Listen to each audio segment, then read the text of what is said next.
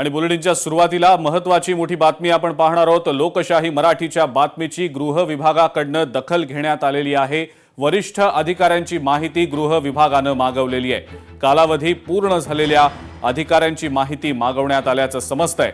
नवी मुंबई शहर पोलीस दलामध्ये 2 वर्ष कालावधी पूर्ण झालेल्या अतिवरिष्ठ अधिकाऱ्यांसह राज्यभरातल्या अतिवरिष्ठ अधिकाऱ्यांची माहिती गृह विभागाने मागवलेली आहे। लोकशाही मराठीने 2 दिवसांपूर्वी नवी मुंबई पोलीस दलात कालावधी पूर्ण झालेल्या अतिवरिष्ठ अधिकाऱ्यांची बातमी दाखवल्यानंतर आता गृह विभागाने या सर्व अधिकाऱ्यांसह राज्यभरातल्या 2 वर्ष कालावधी पूर्ण झालेल्या अधिकाऱ्यांची माहिती मागवलेली आहे। पोलीस आयुक्त, सहआयुक्त, अप्पर आयुक्त, उपायुक्त, सहाय्यक आयुक्तांसह इतर अधिकाऱ्यांची कालावधी पूर्ण झालेला असलेल्या सगळ्या अधिकाऱ्यांची माहिती आता गृह विभागाने मागवलेली आहे।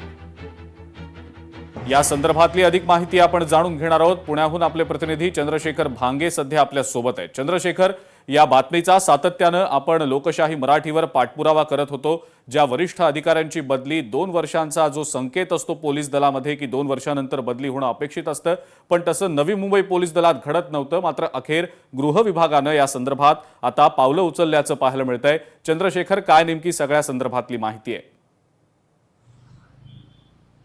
नक्कीच अजिंक्य, आपण पाहिलं की नवी मुंबई पोलीस दलामध्ये अतिवरिष्ठ अधिकारी आहेत, अर्थात पोलीस आयुक्त, त्याचबरोबर अप्पर आयुक्त आणि उपायुक्त हे अनेक वर्षापासून त्याच ठिकाणी ठाण मांडून बसले होते। या संदर्भातली बातमी जेव्हा लोकशाही न्यूजने 2 दिवसापूर्वी दाखवली होती, या बातमीची दखल जी आहे ती आता गृह विभागाने घेतलेली आहे। आणि या अधिकाऱ्यासह राज्यभरामध्ये जे पोलीस आयुक्तालय कार्यालय आयुक्तालयाचं परिक्षेत्र आहे, त्याचबरोबर पोलीस अधीक्षकांचं जे परिक्षेत्र, या सगळ्या परिक्षेत्रातील ज्या अधिकाऱ्यांचे 2 वर्ष पूर्ण झालेले आहेत आणि तरी त्यांची बदली झाली नाही, अशा सगळ्या अधिकाऱ्यांची माहिती सध्या गृह विभागाने मागवल्याची माहिती जी आहे ती सूत्रांकडून आता लोकशाहीला मिळालेली आहे। खरं तर आपण पाहिलं की नवी मुंबई पोलीस दलामध्ये गेल्या 2 पेक्षा अधिकच्या कालावधीमध्ये जर पाहिलं तर अनेक अधिकारी त्याच ठिकाणी ठाण मांडून होते। आणि त्यामधले जर दुसरा भाग आपण पाहिला तर कोकण परिक्षेत्रामध्ये सुद्धा हे अधिकारी गेल्या अनेक वर्षापासून त्याच ठिकाणी कार्यरत असल्याचं आपल्याला पाहायला मिळत आहे। एकंदरीत जे नॉन एक्झिक्युटिव्हला अधिकारी आहेत, जे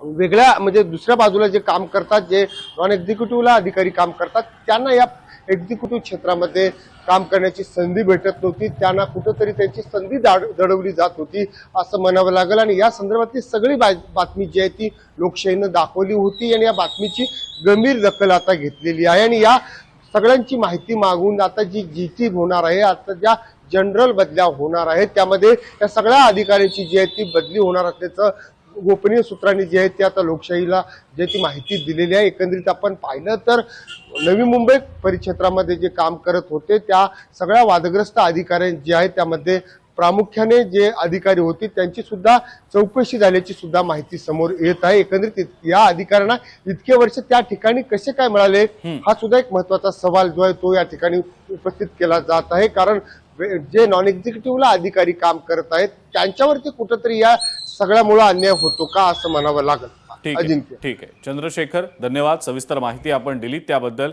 आणि या संदर्भातले अपडेट्स आपण सातत्याने तुमच्याकडनं जाणून घेणारच आहोत। तर लोकशाही मराठीच्या बातमीचा हा इम्पॅक्ट झाल्याचा आपण पाहतो आहोत। लोकशाही मराठी, ऐका, पहा, जागरूक रहा।